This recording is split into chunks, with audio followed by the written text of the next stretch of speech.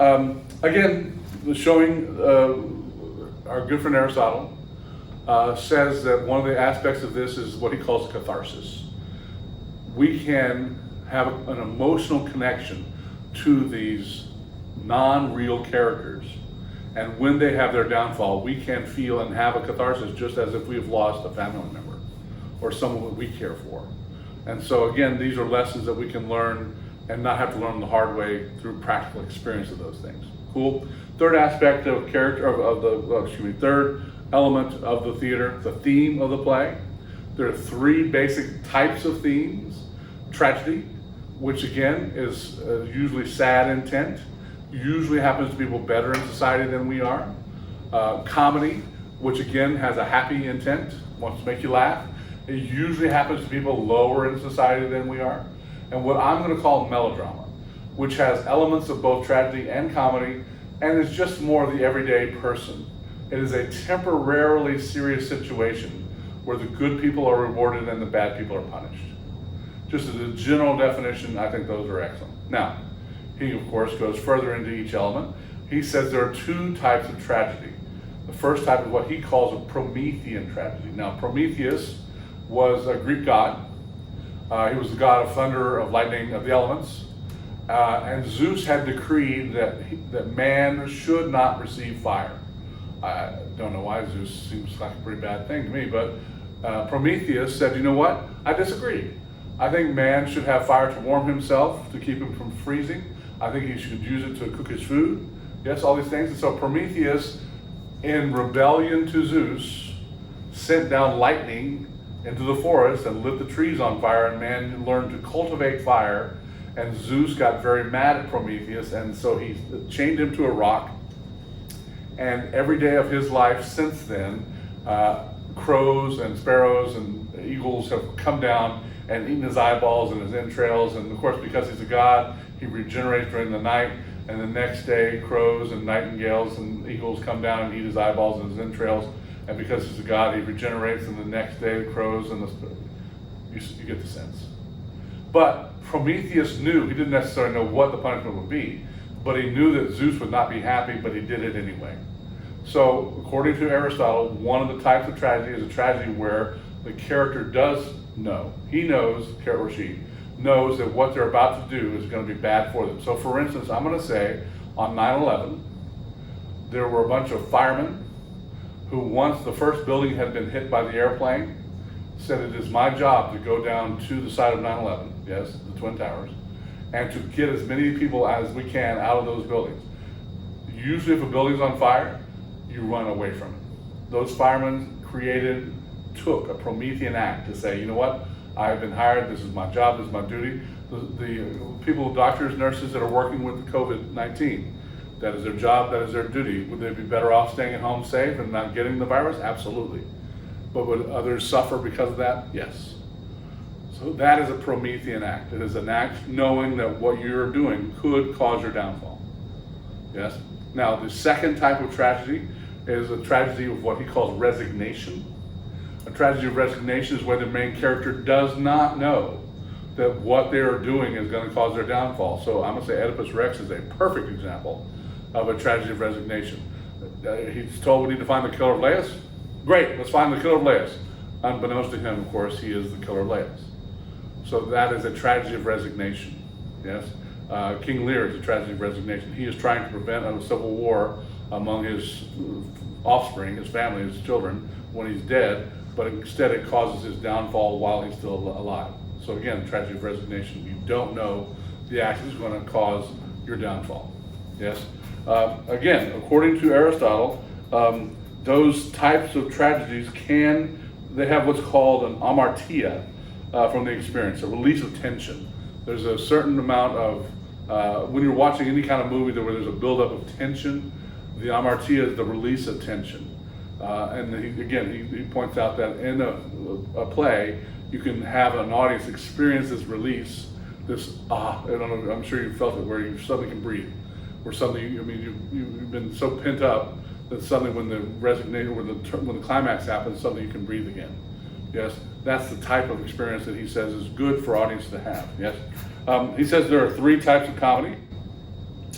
is the three types of comedy include the comedy of character, which is about the like The Feudalist is an example of that. Have you ever seen a play with Jim Carrey, or a movie with Jim Carrey, or Martin Lawrence? They tend to be movies about how funny those people are. If you don't like Jim Carrey, you're probably not gonna like The Mask. If you like Jim Carrey, you'll probably love The Mask. If you like Martin Lawrence, you'll probably love Big Mama's House. If you don't like or can't stand Martin Lawrence, you'll probably hate it. Now, Big Mama's House 2 is a tough one because they basically do the same jokes over and over again. But if you haven't seen Big Mama's House 1, Big Mama's House 2, I'm sure it's pretty funny. But it's the same jokes as Big Mama's House 1. So, anyway, that's comedy of character. A comedy of situation is where you take people who are normally involved in a situation, you put them in a place where they don't belong. So, for instance, one of my favorite films is a play called Trading Places with Eddie Murphy and Dan Aykroyd back in the 90s, way before you were born. But Eddie Murphy is a beggar on the street and Dan Aykroyd is a stockbroker. And these curmudgeons decide to flip him and say that Eddie Murphy can do just as good as Dan Aykroyd as a businessman. And so what happens? Eddie Murphy becomes a great, just as good, if not better than Dan Aykroyd at selling stocks. And Dan Aykroyd eventually falls down in the money pit, without any kind of social net to hold him up. And then, of course, they get the revenge on the curmudgeons at the end of the movie, just for fun. Then the third type of comedy is the comedy of ideas. That's joke humor. It's very fleeting in the sense that you have to know the references. I'm going to tell you a joke. This is my current favorite joke, and the fact that it's going to be recorded for all time is making me laugh. What did the farmer say when he couldn't find his tractor? What? Where's my tractor?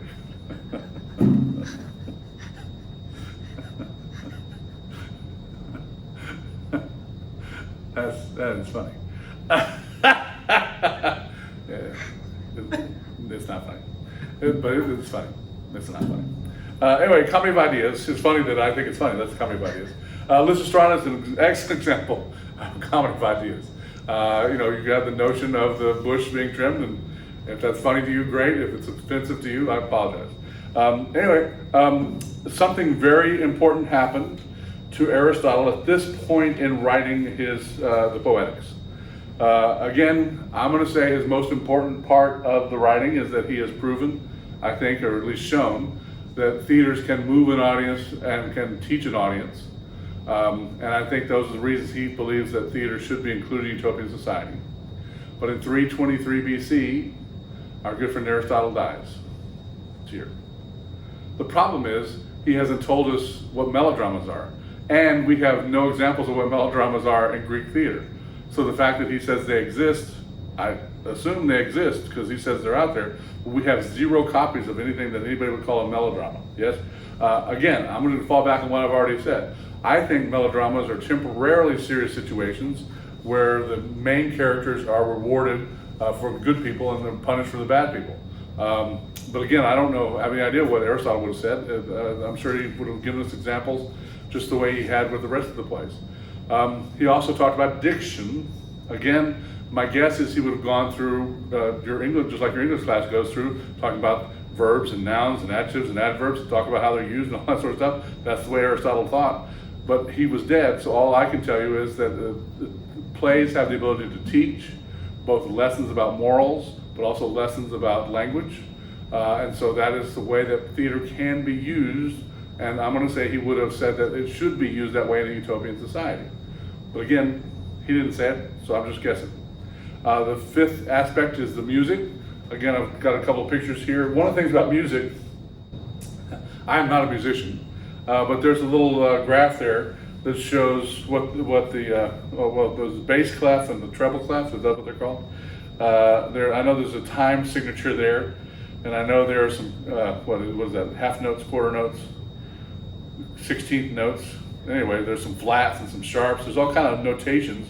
If you play an instrument, you probably know what any of that notation means. I don't play an instrument, I have no idea. In other words, what I'm trying to say here, we may have existence, there may be existence of Greek music, but we don't have his interpretation of what those dots and symbols mean, so we don't know what they mean. I think if Aristotle had gone through and told us how they wrote down the music, there are probably examples of how they wrote down their music existent. We just don't know where it is, right? We just don't know the alphabet. We don't have the key to tell us what they mean. Again, there's a picture of a lyre and a couple of flutes. Greek flute with the twin flute that they played. They also had the bunch of flute, the 5 or 6 elements. And then of course the spectacle, which we've talked about, which are the things like the periactoi, like the ecoclema, the rolling platform, all those elements, which again, I'm sure he would have enumerated and told us how they were built and how they were functioned and all that sort of stuff, but he has passed and so he's not there. Cool. A little bit of history to end. One of the things at the end of this time period, when Aristotle passes in 323, again, Alexander the Great has just finished conquering all the known world. So Greece and the Hellenic period is at its apex. For the next 100 years or so, Greek society is going to wane, and eventually the Romans are going to win. I'm going to spend 2 seconds here talking about these things called the Punic Wars. Probably the single most important war or series of wars that happened to define who we are today are these Punic Wars. I'm going to give you a very short version of these Punic Wars. If you want to study them, I'm sure your history teacher's got days and days worth of discussion of Punic Wars. There are 3 of them, at least the way the Romans described it. One of the problems is that history is written by the winners. And you're going to see that in these 3 Punic Wars, the Romans win all 3 of them. The problem is the Carthaginians are the people that they are fighting. Carthage is in the northern part of Tunisia in Africa, and Rome is on the western coast of Italy. And so Sicily is right between them. And there's some point in history where the Carthaginians took over Sicily, but that's not counted because the Romans lost the war. Yes, but the first Punic War, basically Sicily gets taken back by the Romans. What I'm going to call the Second Punic War, again, the Punic Wars happened in a period from 264 to 146, so about 120 years, in the middle of the 3rd and 2nd centuries when the battles were taking place. You may have heard of a man named Hannibal. Hannibal the Cannibal is the character that's in Lord, Silence of the Lambs. What is it? Silence of the Lambs, yes. Anyway, Hannibal was the leader of the Carthaginian army in the Second Punic War, and he went up around, because the Romans had just taken Sicily in the First Punic War. Instead of going through Sicily, Hannibal goes around Spain, the Iberian Peninsula, over the Alps, and comes down and attacks Rome from the north, which all sounds very impressive, especially when you include the fact that he had at least 50 elephants. Now, I don't know what you know about elephants, but elephants aren't real good at mountain climbing. And there are these things called the Alps. Did I mention those? And so somehow Hannibal was able to go from Carthage, which is in North Africa, with at least 50 elephants, and successfully brought them over the Alps down to the northern part of Italy. For about 20 years, Hannibal battled in and around Italy, Rome, and eventually the Italians sue for peace, and he leaves Italy. Now, the Italians need to resupply. They've lost a great deal of men in this war, and so they can't head west because that's where Spain is and that's where the Carthaginians have allies. So they head east, and they discover this chain of theaters that Alexander had used to teach people how to speak Greek, but also how to say, give me your money and give me your children. And so these Romans just took over each of these theaters, and instead of teaching them to speak Greek, taught them to speak Latin. They still wanted their gold. They still wanted their 18 to 22-year-old sons. And so they go and resupply their armies, and then come back and in around 150 BC, attack Carthage again, and defeat and burn the city to the ground. Now, I'm going to say if those 3 wars had not been won by Rome, we would all speak whatever language the Carthaginians spoke. Carthage would have taken over control of the Mediterranean the same way the Romans took over control of the Mediterranean.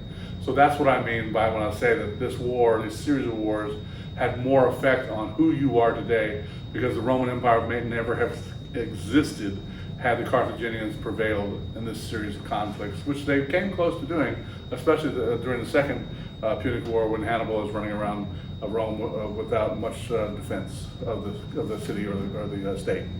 Cool. All right. We'll speaking of which, we'll start. We'll finish up on the Romans next time. Hope you've enjoyed the Greeks, and we'll see you later.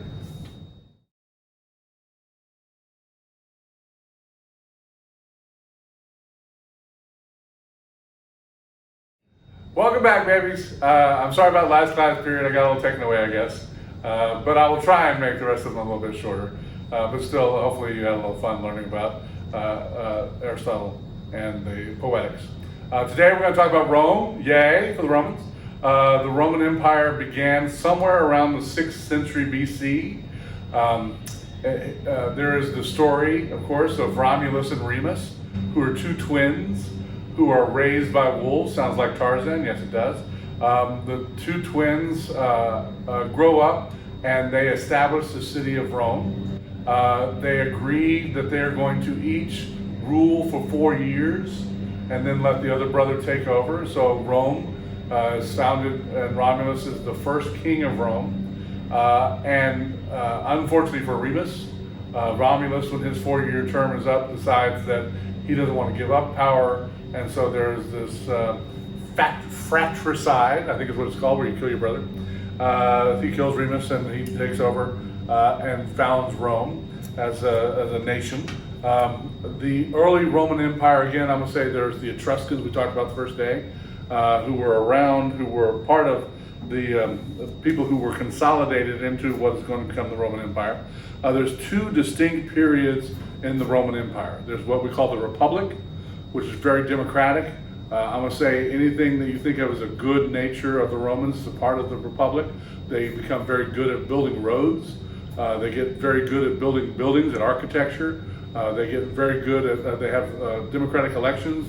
They elect senators from various regions, and as they conquer new territories, they are inclusive of their gods. In other words, the Romans, as opposed to the Greeks, which only had 12 gods plus 80s underneath, the Romans had, depending on how many people they conquered, had upwards eventually of 200 gods.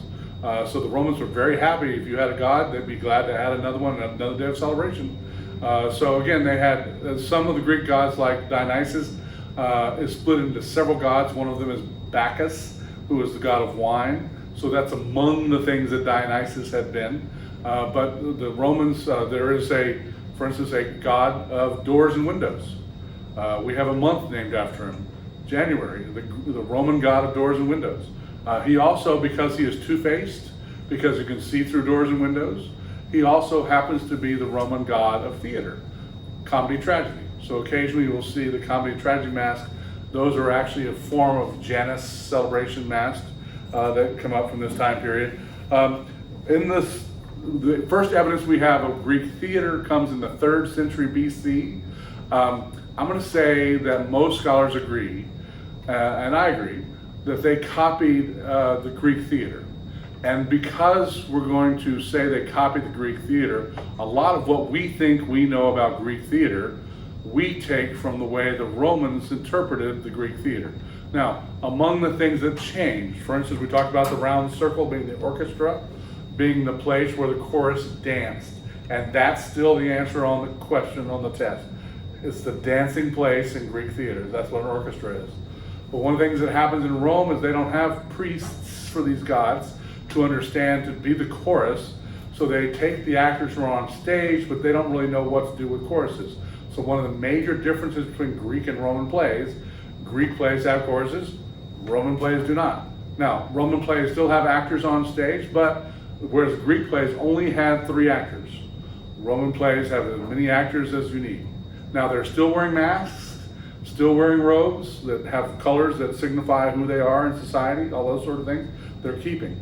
The scale is enormous. The other thing the Romans do is, because they are very good at building buildings, they build their buildings out of stone. And so these Roman theaters are still around. The background for Roman theaters plays are called sine frons. And there's an example of one that's in ruined state there. You'll see it has 3 doors on it. We presume that Greek theaters had 3 doors. Why? Because the Roman theater copied them, and the Roman theater has 3 doors. Now, we don't have any examples of Greek stages still around because, again, they were built out of wood and have long since disintegrated. But we presume, because the Romans were copying them, that that's one of the things that they copied was the three doors. Now, you can still see the rounded area, right? But as opposed to being a part of the play, that was sort of the meeting area. That was sort of where the audience would gather before the play started, and then as the play started, they would move up into the seats. There's a little area right as you enter called the vomitoria. And in in Roman theater, instead of going to a restroom to remove excess drink or food, you would just go to this vomitoria to expel your excess. And so that's where that term comes from. And it's still, when you go to Jordan Hare Stadium, that's big football stadiums today, baseball stadiums, they still have these things, and they're called the voms, the vomitorium, and they're from this time period, yes? You can also see the last rung there, and you can see from the next page, the theaters are built on the side of a hill. Now, what that tells me is that this is an example of how, if you were building a building and you had a big plain in the distance, there's no way you wouldn't build the building on the plain, which is already flat. Square, rectangular bricks are just easier to pile up on a plain than they are against a mountain. But if the theater already exists, butt up against the mountain, because again, that's where Alexander the Great would have put it, because he knows from Aristotle that that's the best place to put a theater is a natural amphitheater of a hill. That's where Alexander the Great put it, and so that's where the Romans kept it. But then they just enclosed the entire thing in an architectural encasement, which of course aided in the amount of vocal quality of the performance, and you can still hear things. Before we get into individual writers, here's a little bit about Roman theater. Hey there, I'm Mike Rignetta. This is Crash Course Theater, and today we'll be looking at the surviving literature of Roman drama, because Roman life wasn't all naval battles, naked miming prostitutes, and Christians being eaten by lions. Sometimes you had to take a break and go watch a play.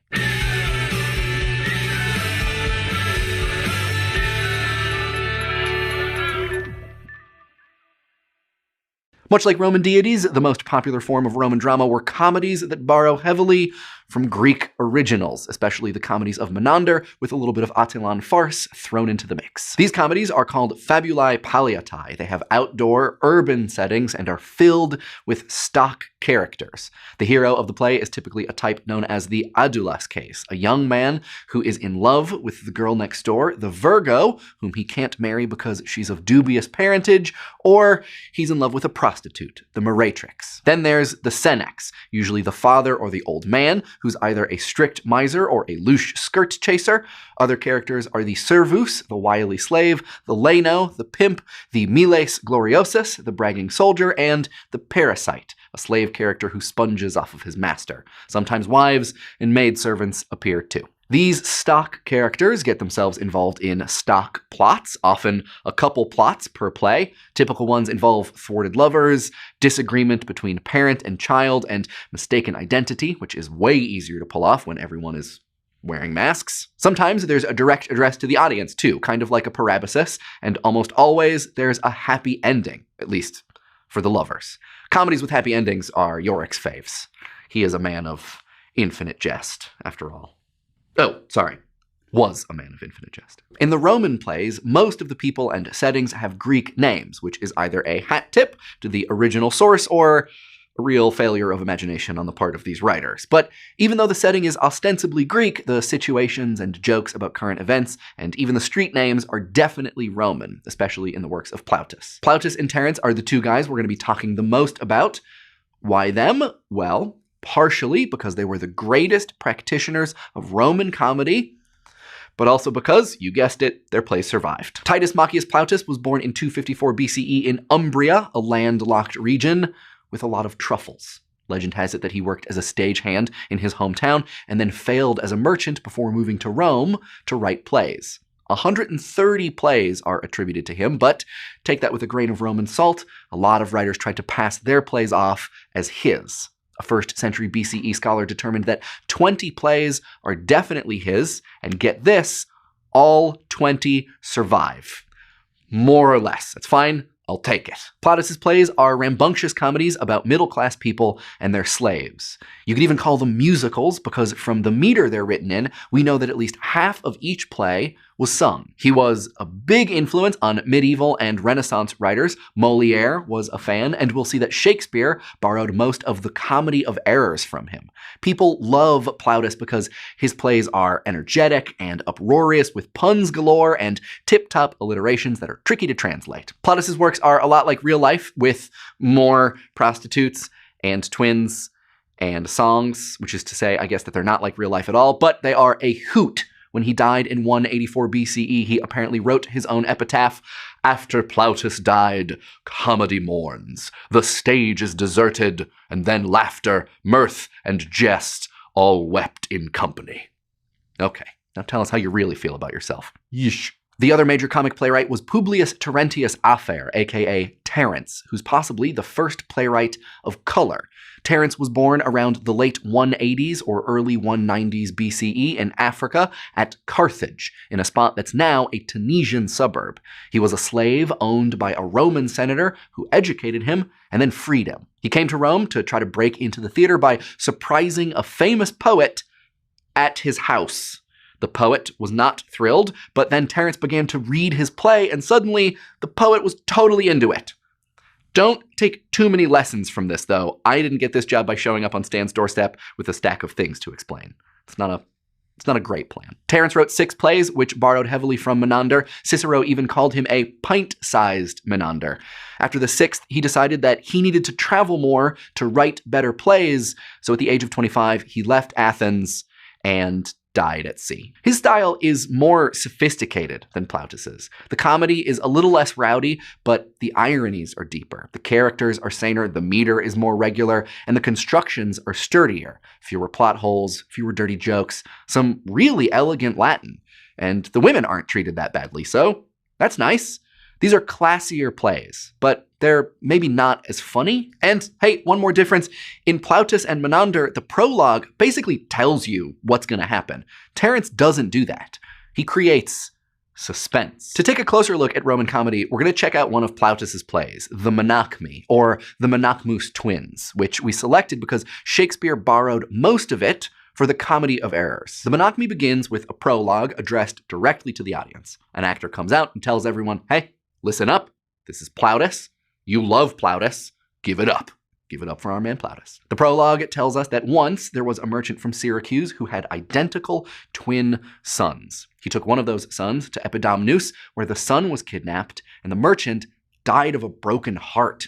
Both boys eventually end up being called Menachmus, which is a little weird, but hey, you do you. For simplicity, we're going to call them M in the thought bubble. Years after their poorly fated trip, Syracuse M comes to Epidamnus searching for his brother, Epidamnus M. Epidamnus M is infatuated with a prostitute, Erotium, a name that basically means sexy.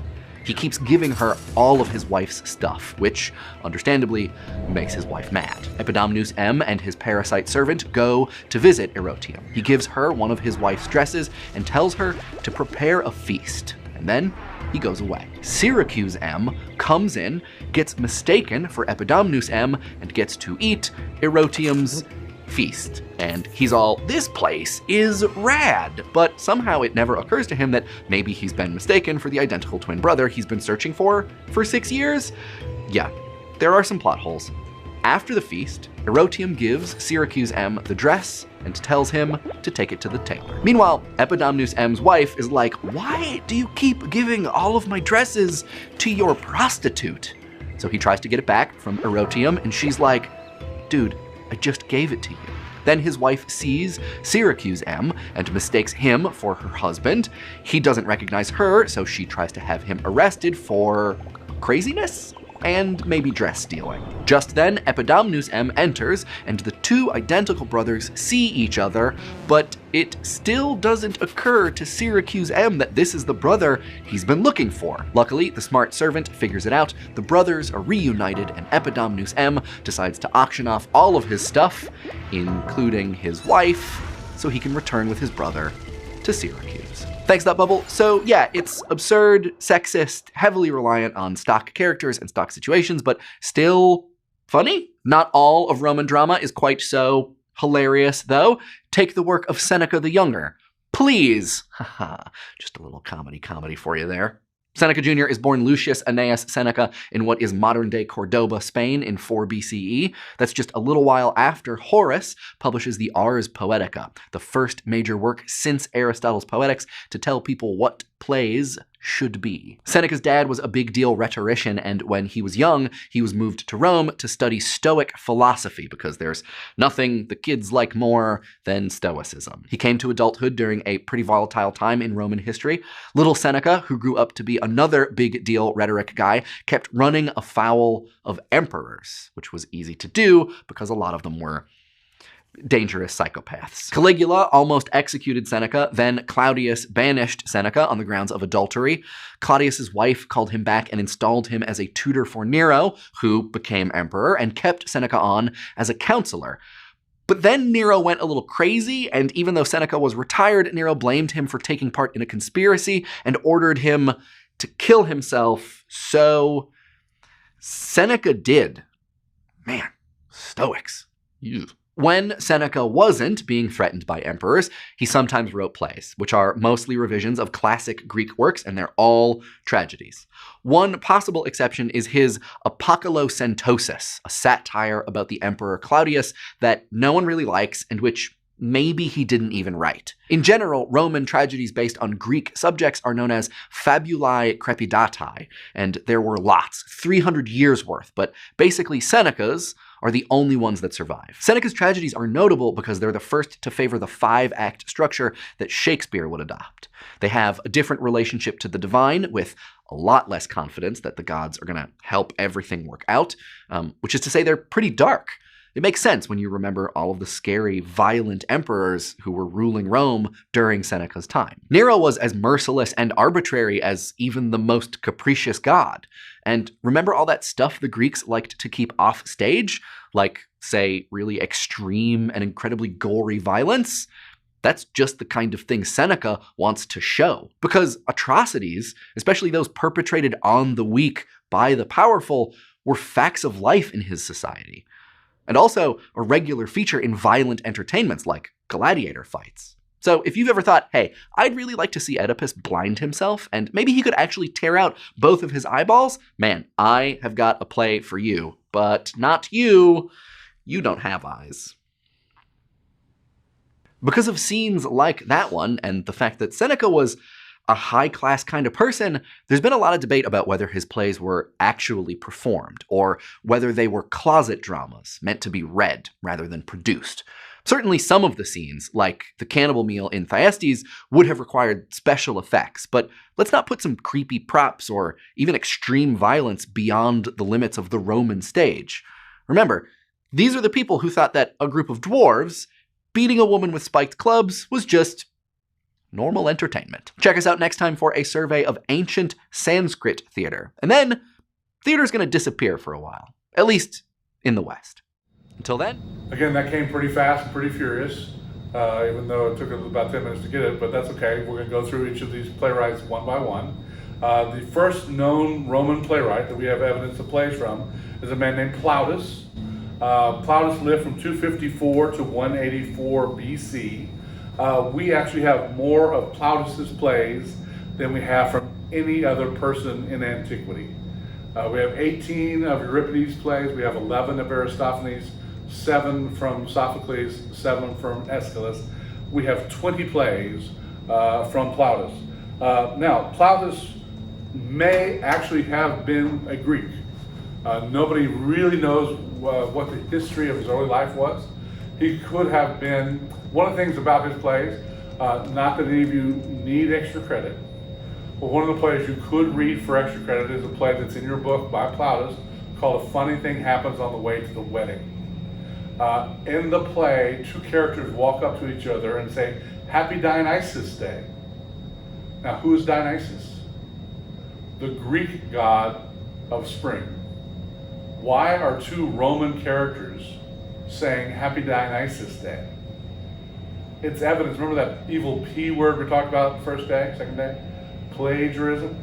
That's an example of something where I'm going to say this play may have existed in Greek, and Plautus just translated it into Latin. And when he translated, he just didn't update the god from Dionysus to Bacchus. He just left it as Dionysus. Yes? Or it could be that he was Greek himself, wrote the play in Greek, and then translated it into Latin later. We don't know. We don't have the original Greek text to know who wrote it or where it came from.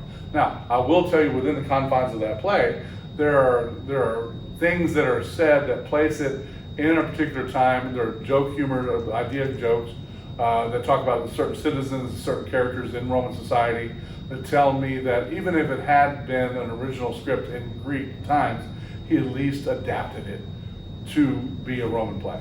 Yes? Now, one of the things about Plautus, he's given credit for about 130, if not more, plays.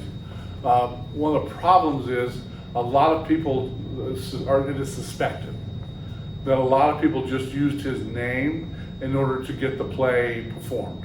And that Plautus may not have written all 130 plays. Scholars have agreed that the 20 we have were written by Plautus, magically. But there's some suggestion that he didn't necessarily write all the other rest of the plays that we have titles from.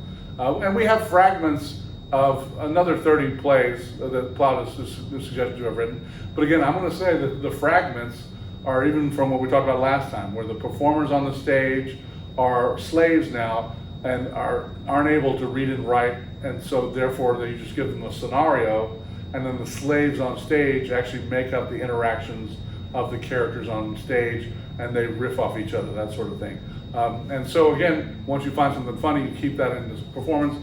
If something doesn't work, you take it out. And so I'm going to say that's one of the reasons why we don't have a lot of complete plays from Plautus, but just fragments, is because that may be all that ever existed of those plays. Yes. The other playwright we have from this time period is also comedic. Again, Plautus' plays are all comedies.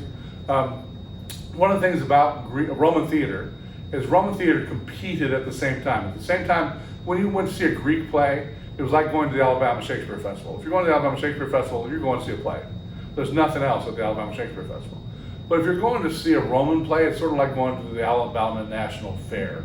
You have the play, you have the circus, where you see the people spinning their plates and doing all the crazy things, or clowns in the cars and whatever. But you can also go see donkeys jumping in the swimming pools. You can go see pigs running around the farm. You can go shoot at the balloons with the water pistol and try and win a prize for your girlfriend or boyfriend or whatever. And so there are other things that are competing against the plays. So if you've got a chariot race going on, obviously when people wreck or things like that, there's a crowd reaction to the chariot racing going on. When you have gladiator contests and somebody loses an arm or whatever, there's crowd reaction to that. When you're going to see a play and you're listening, even to 10,000 people, if people are crying over a play, if you ever just walk up on a couple people and they're all crying, you're not really encouraged to join that group. Whereas if you walk into a bar or a restaurant or something and everybody's laughing and having a good time, it's more convivial. This is more, come join us and be a part of our group. So in theater, because the plays are competing against these other elements, when you're, I'm sure you experienced this probably, of leaving a football game or a baseball game and suddenly having the crowd roar and you're like, oh, I missed something. One of my favorite stories about my older daughter, she went to see the 1 second game. For those of you who know what I'm talking about, you know what I'm talking about. If you're not an Auburn fan, I'm sorry. But there was a game several years ago where Alabama was going to kick a field goal to try and win the game. It was tied. They were trying to win the game in the last second, and the field goal fell short, and the returner for Auburn ran the ball all the way back to score a touchdown for Auburn to win. My eldest daughter was at that game, and we all knew it, and so we called her immediately after the play happened, and she and her boyfriend had left with about 5 minutes left because Auburn was behind and they didn't want to see them lose. So even though she had attended the game, she was walking in the parking lot to her car when she suddenly heard the crowd erupt. And so it's the same sort of thing. When you're outside the theater and you suddenly hear all this laughing, you're encouraged to go in to see what's going on and join the crowd. And one of the things about Plautus' plays is that there will be a point about midway through where some character just arbitrarily walks in and says something to the effect of what's going on. Now, it's kind of nice. It also happens in Shakespeare. Shakespeare has the same technique. About an hour into the play, a person in Romeo and Juliet, for instance, Benvolio, walks in and says, what's going on? And they say, Romeo's been in love. He says, oh yeah, with Rosalind. And they're like, oh no, Rosalind's old news. It's Juliet he's in love with. And he's like, really? And that's because the crowd tended to come late to those plays, and so it was a device the playwrights used to explain to the audience what was going on, at least so far. Yes. So the other playwright we have in this time period is a man named Terence. Terence was from North Africa. He was a slave brought from North Africa, who was bought by a person who was in the Senate in Rome. And the senator taught the slave to read and write. And because the senator liked the way he invented stories, he encouraged him to write comedies to make him laugh at the end of the day. Terence began writing these comedic plays, and eventually he wrote plays that were funny enough that the senator started taking them to the festival, they weren't really a competition, but they were outdoor experiences as part of festivals, still part of religious ceremonies. And he started having Terence's plays. There were no awards given, but they were just part of the celebration of the gods' doors and windows, whatever. And they would bring these plays in to entertain the crowds in celebration of the gods that day. And there are 6 plays that we have been passed down from Terence, and they're the only 6 plays we know that he wrote. Now, my guess is he wrote a lot of little plays for the senator while he was learning to write in Latin.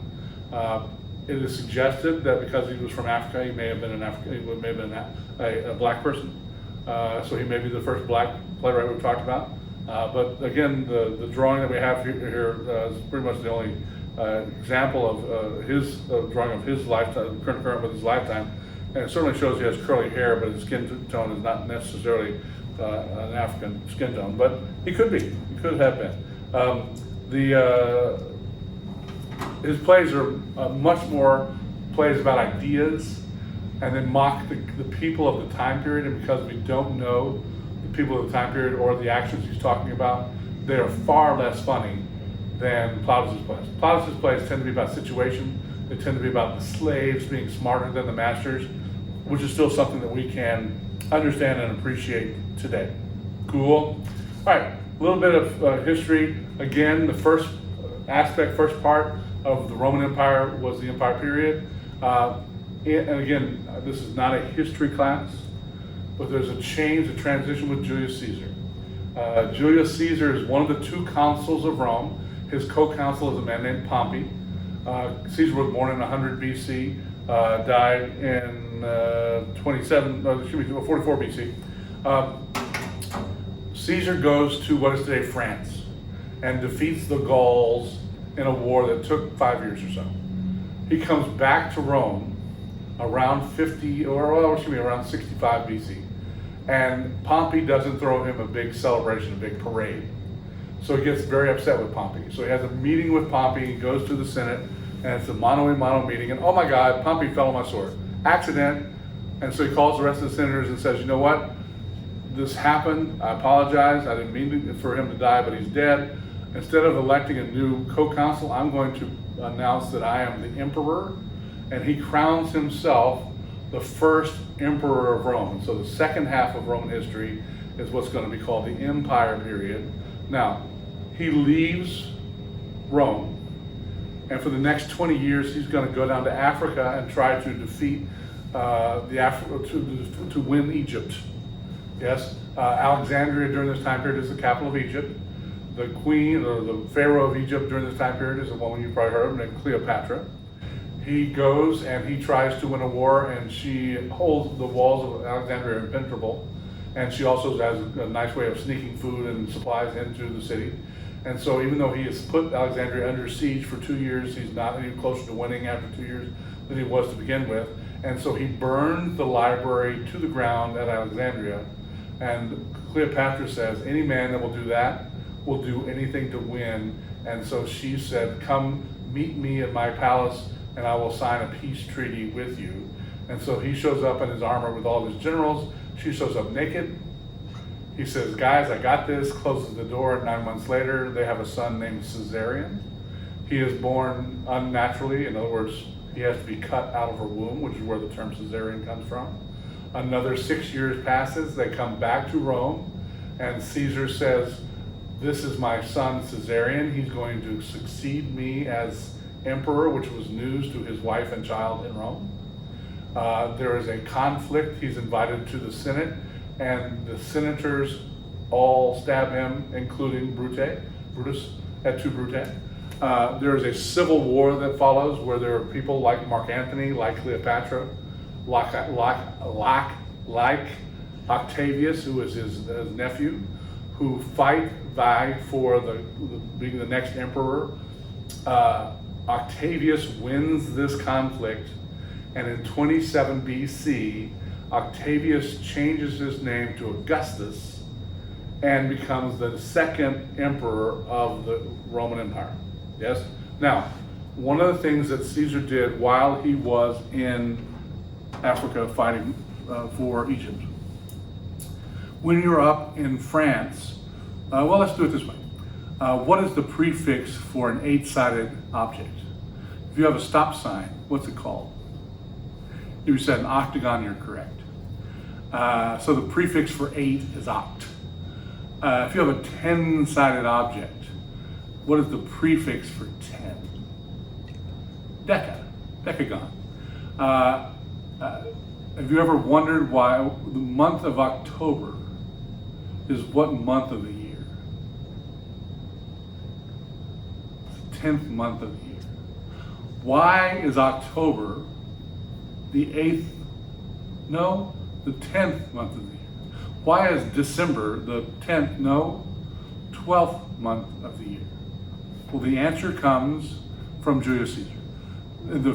Before this period in time, the calendar began on the first day of spring. That's when the Senate would meet. First day of spring is the vernal equinox, when the days are as long as the night. Everybody would show up for the Senate, and for about 2 weeks they would argue about where they were going to campaign. Mars is the Roman god of war. Aries, April, is the Greek god of war. The senators would come together and they would decide what political actions they were going to take in the coming year. And then they would go off in April and fight the battles or win the wars or whatever they were going to do. And then in December they would come back, because in January, we called January and February, it was too cold to campaign. And you, just as Hitler learned in Leningrad, you lose a lot of soldiers to the cold. And so the Romans did not have a month for January and February. But when you're down in Egypt, January and February are not only days that you can fight, they are days you should fight. It's cooler than in January and February than it is in July and August. And so Caesar is going to make himself the first emperor, and he's going to add a couple months. January, the Greek god of, Roman god of doors and windows, January is the first month now. February is the second month. He's going to take 1 month of the calendar, July, and name it after himself. And he just invented this month, February, and so instead of 30 days, he's going to take one of the days away from February and make July a 31-day month, just as important as any of the other months. Yes? He's creating this Julian calendar, and anybody who believes that the first day of April, which had been the first day of the new year every year, you went to battle on the first day of April, yes? Anybody who still believed that April 1st was the first day of the year was a fool. Which of course where you get April Fool's Day. Then Augustus comes along and says, hey, I'm just as important as Julius Caesar. He takes the next month of the calendar, he names it after himself, August. He takes a day away from poor little February. So now February has 28 days, so that July and August can both have 31 days. And fortunately for the rest of us, that's the last of the calendar changes that these idiots are gonna make. So that's where we come with our 12-month calendar, because Julius Caesar is fighting in Egypt, yes? And where we come up with the month of July and August, actually the months of January and February as well, because Julius Caesar is creating the calendar, names the month after himself, and Augustus is following suit, names the month after himself. This leads to a period of time called the Pax, P-A-X Romanus. The Pax Romanus is the Roman peace. For the next 250 years, Rome is going to basically be at peace. It has conquered everything from England all the way around the Mediterranean back into North Africa. Yes? And even though there are times when they will defend themselves from incursions, they still have expanded as far as the empire eventually is going to expand. And they really, other than defensive battles, have stopped expanding the empire. Yes? Now, one of the other things that's very important to history that happens around this time period, I'm going to call it the year zero, which we know there's not a year. But somewhere around the time, there's this carpenter in Bethlehem whose virgin wife gives birth to a son who he raises as his own. Yes, we talked about how the dates could be ish, but for the most part, we'll just call it true. Yes, this son grows up, and for the next 30 years, he's learned some lessons. He has the people at the synagogue, when he was 12 years old, teaching lessons to him. We know about that story. But when he's 30 years old or so, he starts going out and spreading or teaching or preaching what we're going to eventually call the gospel, that he is the Son of God, and that he, if you believe in him, he will take away your sins by being sacrificed. Jesus is certainly a very important person in Christianity. I'm going to say, I hope lightning doesn't strike, and I hope the video still works. I'm going to say there's somebody more important to Christianity than Jesus, though. Did we survive? I'm going to say there's this man, and for those of you who don't know who I'm talking about, who do you think? Who in the world is he talking about? There's this man who's named Saul of Tarsus, and in Acts, for those of you who haven't read Acts recently, go to Acts. In Acts, it talks about how Saul of Tarsus is just walking around the street one day. As a matter of fact, he thinks that Christians are idiots.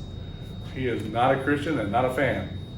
When suddenly he is met, and this is about 5 years or so after Christ has been crucified and raised to heaven.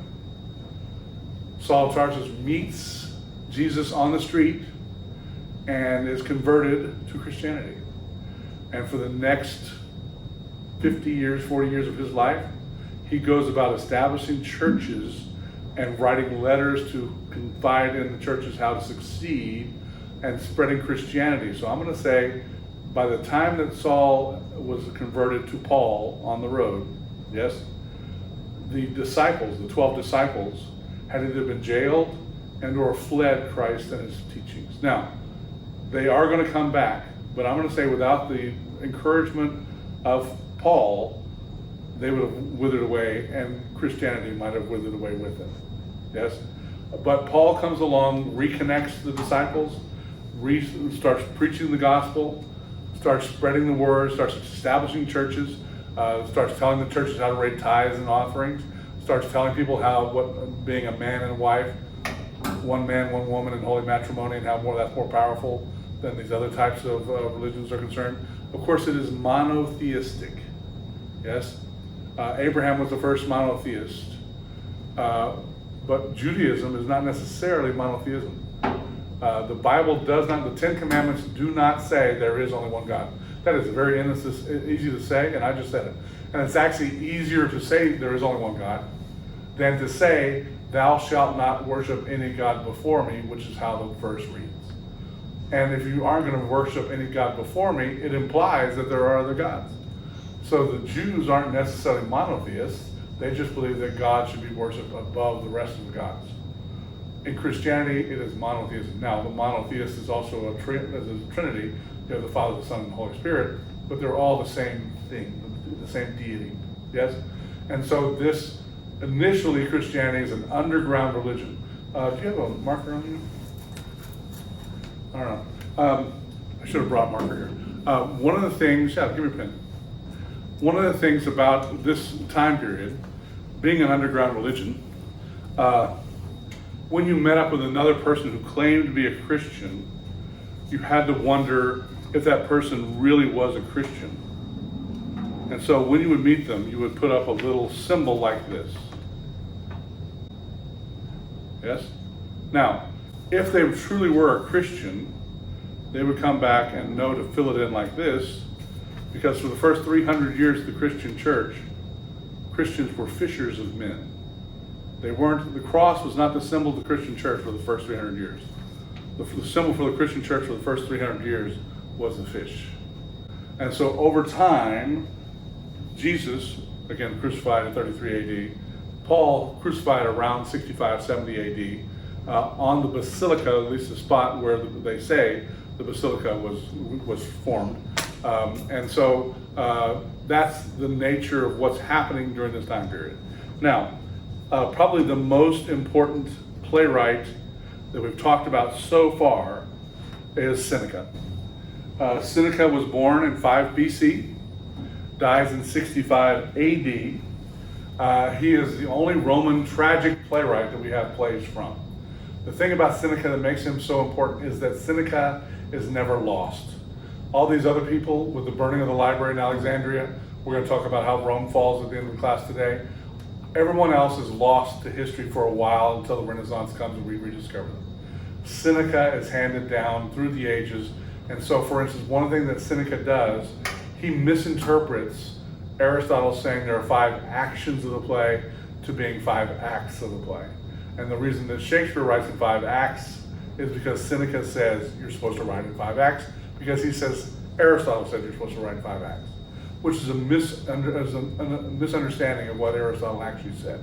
But that's what I mean when I say that Seneca is probably the most important, because the way Seneca approached theater was the way it is handed down through the majority of history until we get to the Renaissance itself. We have a total of 9 plays of Seneca's. 5 of them are obviously adaptations from original Greek sources. But for instance, there is a copy of Medea that Euripides wrote, and there's a copy of Medea that is Seneca's version of the play. And they are, even though they're both about this woman who kills her children because her husband goes off to find the golden fleece. That's the basic plot of both of the versions of Medea we have. Obviously, one of the major differences is that Seneca doesn't have a chorus, because he doesn't know what a chorus does or performs or does, is there for. So there's not there. But it's also, the dialogue is totally different. You can see that he had some idea of the source material, but he was not adapting, he was not translating it, he was adapting it. Yes, and so the 5 of the 9 plays we have from Seneca are adaptations of Greek originals, yes, but they show major changes to him. But he used the plays to teach diction, to teach language, to teach the proper etiquette, that sort of thing, to Nero, the son of Augustus. He was the emperor's tutor, or the tutor to the emperor's son, yes? That was his job when he grew up. Now, eventually Nero comes of age, and Seneca is going to become a member of his court. He's going to become an advisor. One of the things that happens that ties Seneca to Paul is that around 65 AD, many scholars believe that Nero actually burned Rome himself.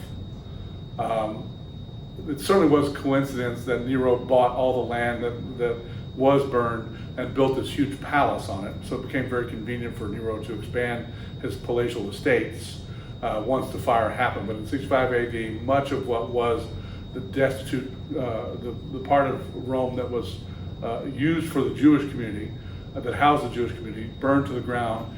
And Nero blamed this conspiracy on Seneca and Paul coming together to burn Rome in order to usurp Nero and his powers. And so Nero forced Seneca to commit suicide. There are several different versions of how this happened. One's the painting there, which shows him in a bathtub having slit his wrist. I'll point out the bathtub is very 18th century, which when the painting was done. Roman bathtubs weren't made out of that type of material, nor had that look to them. Another story tells the fact that he took his sword, heated it up, and swallowed the sword. That's kind of graphic, but because Nero is the crazy idiot that Nero is, it may be more accurate, maybe different.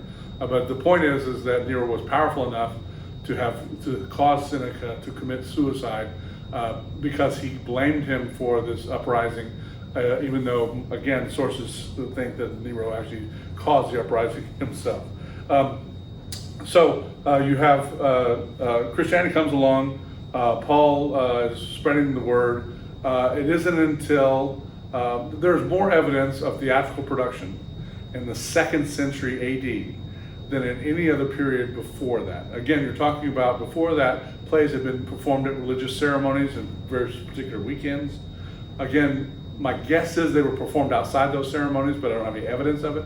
So again, the key word there is evidence.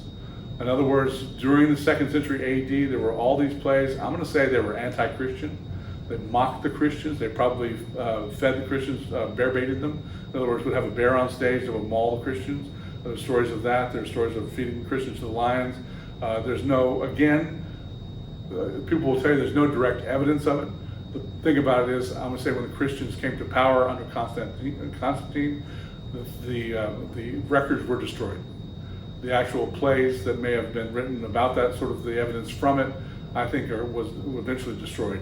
But there's too many stories out there, even stories told by the Christians about this period in time.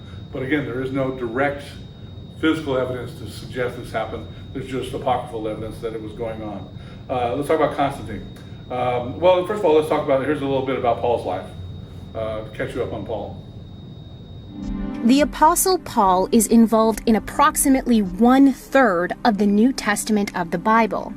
His relationship with Christ forged his teaching on Christianity and helped to form Christian understanding of the Gospels and the Old Testament.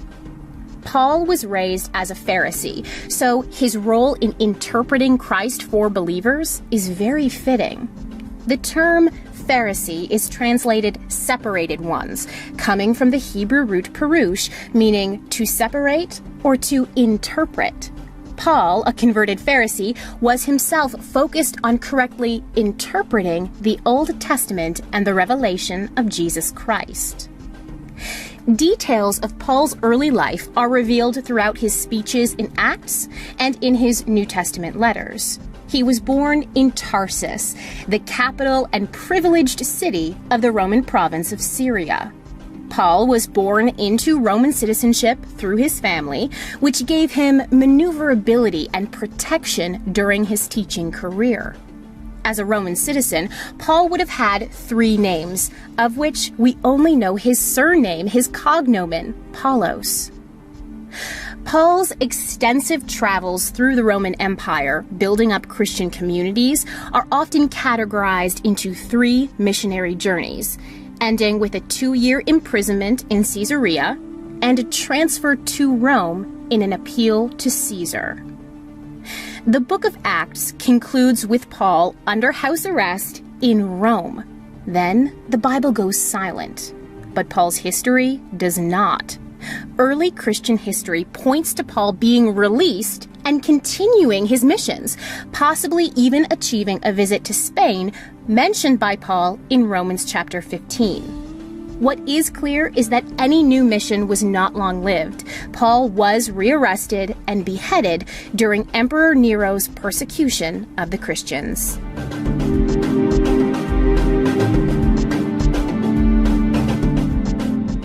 So we'll get to Constantine the Great. Constantine lived from 272 to 337 AD. Constantine, around 300 AD, had a dream. There are very few things in your life or in history that have affected your life as much as Constantine having a dream. He dreamed that if he put a crucifix in front of his army would never be defeated. And for the next 25 years, that proved true. He took a crucifix with Jesus on the cross, not just a cross, but Jesus on the cross as a crucifix.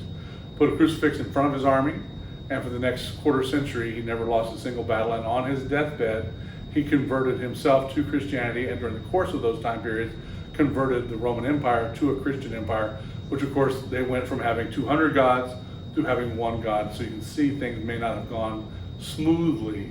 So he left behind in Rome his envoy, the Pope, to be the head of the Christian church, and he moved the city of government, center of government, to what he calls Constantinople. It had been Byzantium before that, but he changed the name of it to Constantinople. And for the next 1,000 years, Constantinople was the head of the eastern half of what was the Roman Empire. Cool? All right. 476 AD. The Hun are a group of people that lived just northeast of Rome. If you've ever been to Hungary or know where Hungary is, it's around there. And around 400 AD, they started making incursions into the Roman Empire. And by this time, once the center of government had moved to Constantinople, the western half of the old Roman Empire became susceptible to invasion. And in 476 AD, Attila and his minions actually destroyed Rome, burned it to the ground. Our good friend Plato had said that the world would be a much better place if there was no theater in utopian society. Well, from around 500 AD to around 800 AD, he got his wish. It's called the Dark Ages. One of the things that happens during this time period is that in 476 AD, everybody spoke Latin. Every single person, maybe not the Chinese, and maybe not the Mayans, So there were people out there, but everybody around the Mediterranean spoke Latin. By 500 AD, just for our date, people in Spain spoke this strange bastardization of Latin called Spanish. People in France spoke this strange bastardization of Latin called French. The people in Germany always just spoke this weird language called German. People in Italy spoke a strange bastardization of of Latin called Italian. Now, some words are the same.